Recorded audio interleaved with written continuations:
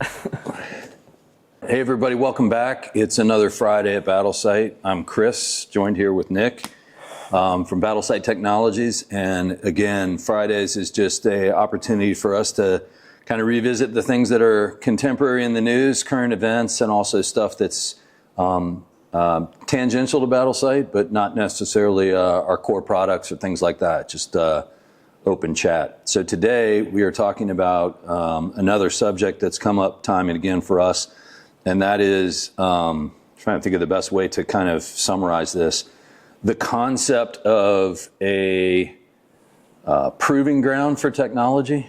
Yeah, that's a good way to sum it up, I think. So we have in the past participated in a number of events as an innovation and technology company. We participated in a number of events where we had the opportunity, and this is going back probably 7 or 8 years, to actually get out in the field at the very early stages of product development and work with the warfighter directly. And those early opportunities to interact for us were pretty instrumental in our ability to move the technology along faster, because we didn't have to go searching for a venue and a customer who could take us out and test, our various technologies. And that event was, the one I'm talking about, was put on by the Air Force, and it was called Tech Warrior. Yeah, I think that was super instrumental to a lot of our development, especially with Craytac and Coldfire, kind of those vintage of products, to have those end user feedback while they're out there doing their normal training missions. And you can put new tech in their hands and get instant feedback and innovate on the fly and really prove out or disprove some, concepts or theories that you had. So just to go in a little more detail about Tech Warrior, because I think it's sort of our poster child for this concept, but Tech Warrior, and Nick jump in here in terms of describing how it worked. But basically it was a neutral site that was set up for various disaster scenarios and training scenarios. So you could put a bunch of junked cars out in the field. You could they had a crashed helicopter into an old cement silo. So there were all these different sort of scenarios you could set up, wargaming, and go out in the field and test. And then they brought in units from all over the country to do their check the box training and get those reps in for whatever configuration. So I do think it's worth mentioning you could completely reconfigure that place in a week for whatever type of training scenario you needed. And the groups could range anywhere from a group of engineers coming in to get some training to PJs coming in, working with cadavers, things like that, all sort of A to Z. You take the engineers out of the lab and kind of get them that military experience, and then you also have those military guys out there, spinning up for whatever real world mission they're about to go on. And the units, they had their own kind of training dollars they used to get the guys there. They would bring the equipment that they wanted. So if they needed Humvees or whatever, they would bring that with them. Yeah, I mean, they were training on their equipment that, in theory, that they're going to use downrange. And they, in most cases, stayed there as well. They set up tents and had their air conditioning systems, and some of them went to hotels and just everywhere, but just super flexible site to run whatever type of training scenario you needed to train. So you had warfighter evaluation. You had this great location where you could set up the training scenarios that the warfighters wanted to run, and sort of the quid pro quo, the give and take, was you get to come here and train and do whatever you want. You have your time on range or whatever, but then this is also a tech event, and you sign up to support that as the warfighter. So inside the main building were a series of sort of classrooms. I would equate them to kind of a National Guard type classroom building scenario, running down a hallway. And in each of those rooms were 3 or 4 different early stage technology companies, literally on banquet tables. Yeah, it was kind of trade showy, but there's no frills, like no booths, no displays. It was, here's the tech we're working on.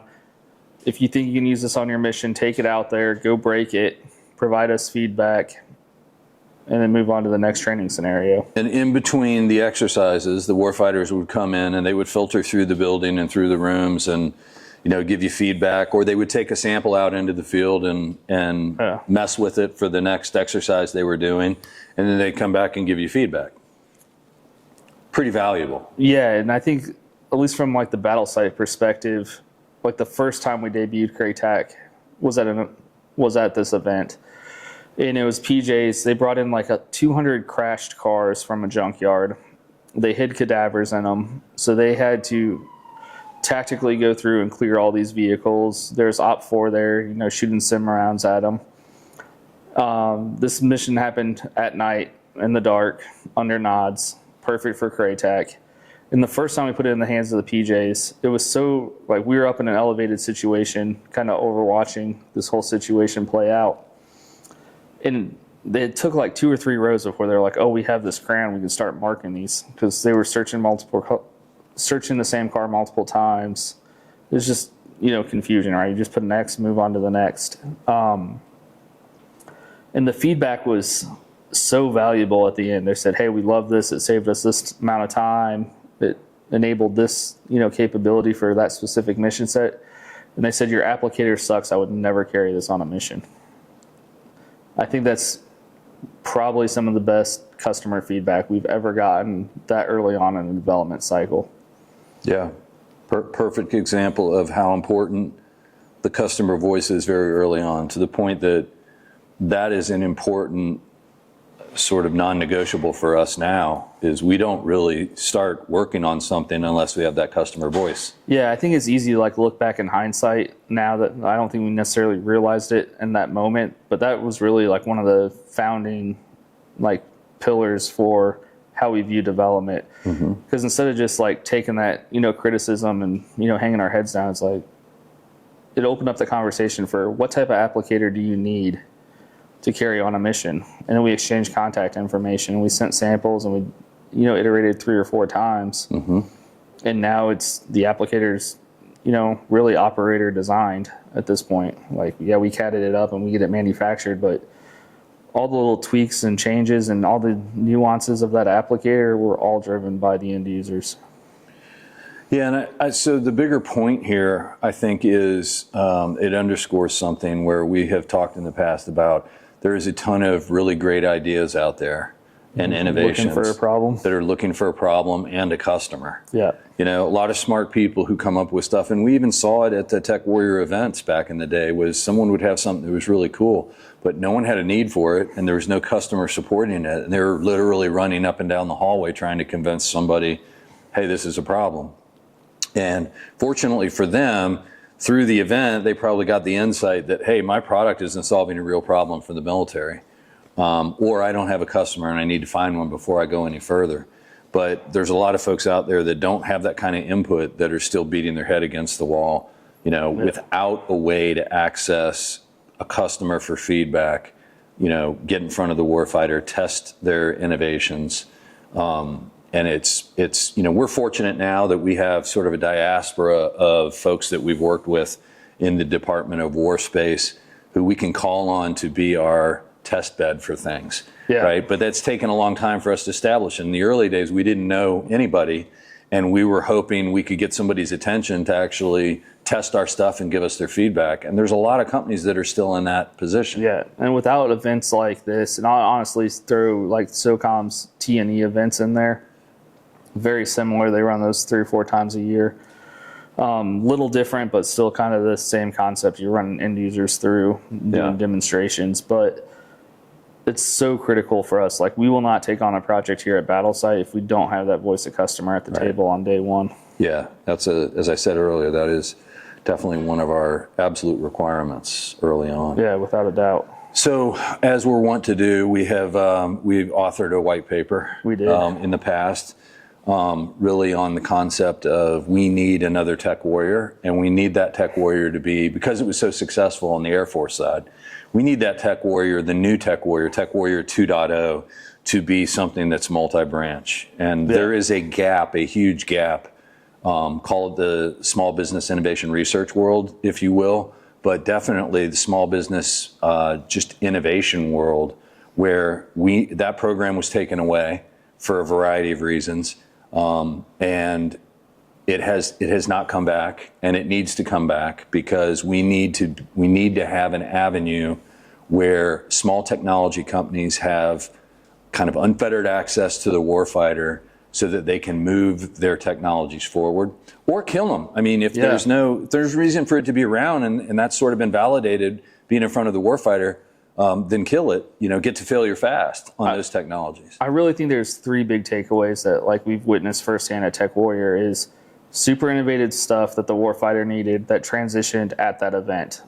Like contracts were written, all that was figured out, research funding. I'd probably put that in like the second category, that research funding of, hey, you guys are onto something, but we needed to do X, Y, and Z to actually check all the requirement boxes. We saw probably the most in that bucket, I would say.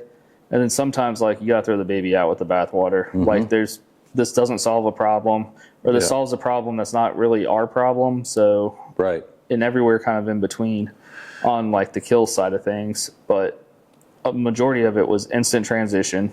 Let's get this capability out. Even if it's only 80%, we can deploy it now and then refine it later to get to that 100% solution. Or, hey, this is a 40% solution. We need to get you guys to 80 before we transition. Here's how we're going to fund that from a DOW standpoint to bring this capability to the warfighters.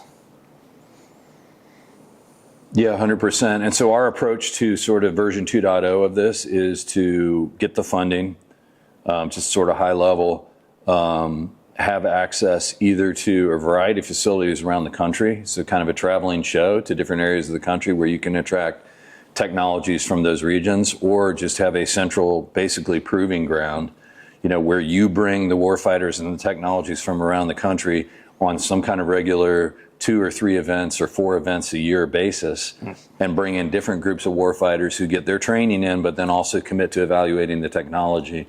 And have a cadre, this is the thing that we thought was the most important, having a cadre sort of on staff for that facility that is very good at integrating sort of the training modules the warfighters are going through with the technology that we've brought in to be evaluated. And that's their mission, is to facilitate that warfighter technology handoff over the course of that week. And these are guys who have a lot of military experience, background, special warfare guys, special operations guys, who can kind of help with that evaluation.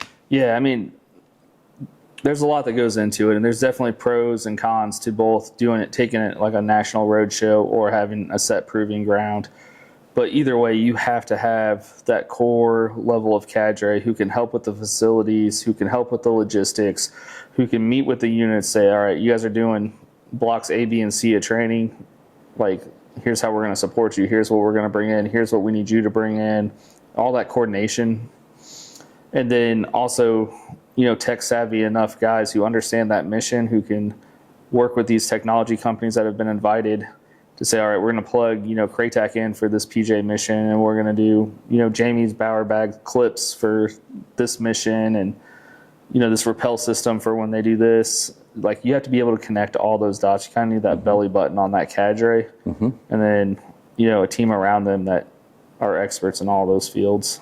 And for a personal bias, we are still, from those early days of battle sites, sitting in those rooms at those banquet tables with other technology companies on either side of us. They are still some of our closest corporate friends today. Yeah, I emailed some of them earlier today. We catch up with them frequently. We could all finish each other's sentences in those rooms. It was great when you didn't have a team. Like, it was just you and me in those days. And one would be out on the, prepping for the next thing, or somebody has to use the bathroom. Like, our table was not always manned because there was only 2 of us at that time. Right. But we had that core group that we were in the same room with 3 or 4 times that they could but explain our technology, and we could explain theirs. And to your point, like, I countless of dinners with those guys even after this. That initial. And I think the value of that is that bonding at that level, that community became very good at giving each other advice on how to move their technology forward and how to get funding. Like, that's how we deciphered initially, the whole cyber world and the whole phase 3 world. And those are the guys we went to as resources for, hey, when you run into this, how do you fix it? And that all came out of Tech Warrior. So there's a whole section of advice and feedback that comes out of Tech Warrior that really has nothing to do with the warfighter.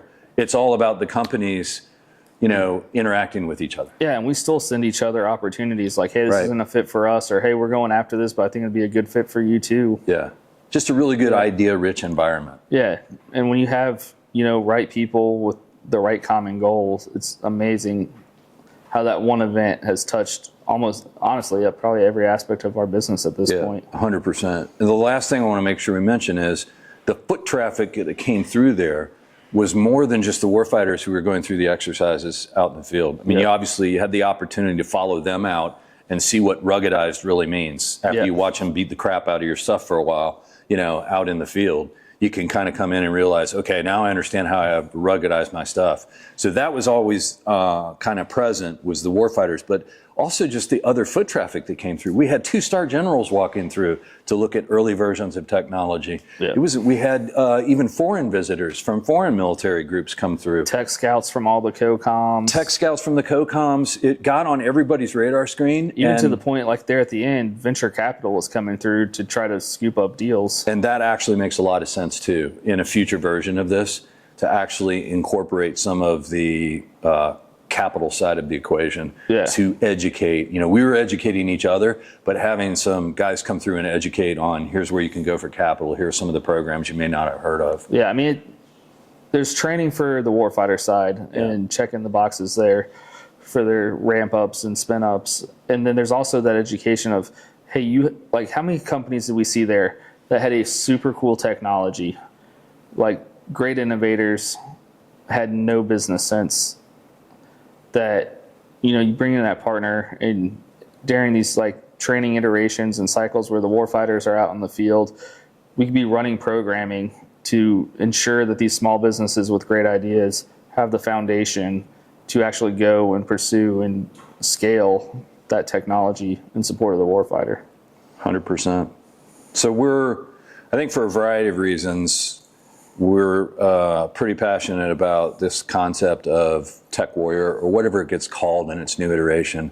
But we need to bring back that technology warfighter innovation space. It's really that handshake between the innovation and the warfighter, I feel like. Perfect way to say it. 1,000% needed. And it doesn't exist. It went away. It's a huge gap right now. We're spending how many billions just in the Air Force on emerging technology? A lot. The size of the SIBR program. Yeah, it's like 1.8 billion? Yeah, huge amount of money every year is being deployed into this, but we haven't come up with a solution to replace that sort of handshake to make sure that a lot of these things get traction and move forward. So there is, for military folks out there listening, at the base level, I feel like there is a huge gap and opportunity for somebody out there to become the innovation hub of the Air Force, or more broadly, the Department of War, and be the place where emerging technologies are brought and integrated with the warfighter. And I think it would be wildly successful. I think all 4 branches would be interested in participating. Absolutely. And I think it would significantly accelerate the speed of innovation from lower TRL levels to full commercialization and funding. And honestly, like with the state of the world and everything that's going on, we have to continue to out-innovate our peers and near peers. Absolutely. And exposure, communication are all key and critical to that. So, we feel like it's an obvious one. Wanted to talk today about it. It's been subject matter here at Battlesite for a long time, since the old program went away. And we feel like, it's a matter of time before we find the right voice and the right person and are able to encourage somebody to start this back up again. And we would be willing participants on day one. Yeah, any way we can plug in. I think it's so critical. And, I think you said earlier, right, we're super fortunate now to, have had some success over the years and have that Rolodex where we can go out and do that stuff. But just, as the old warfighter in me is like, what cool technology out there is going to make missions safer and simpler and more lethal that aren't ever getting like that exposure? 100%. So if you're listening out there, Department of War, Tech Warrior 2.0, a pretty good thing to move forward and advance. And obviously happy to talk anyone through the white paper we wrote several years ago, too. Or send it to anybody. So hopefully this gets the conversation started again and we end up getting somewhere. But that's all the time we have right now, trying to keep these at a modest length. And again, this was Friday at Battlesite. I'm Chris Vogt. This is Nick Ripplinger. And thanks for joining us, and we'll do something again for you soon.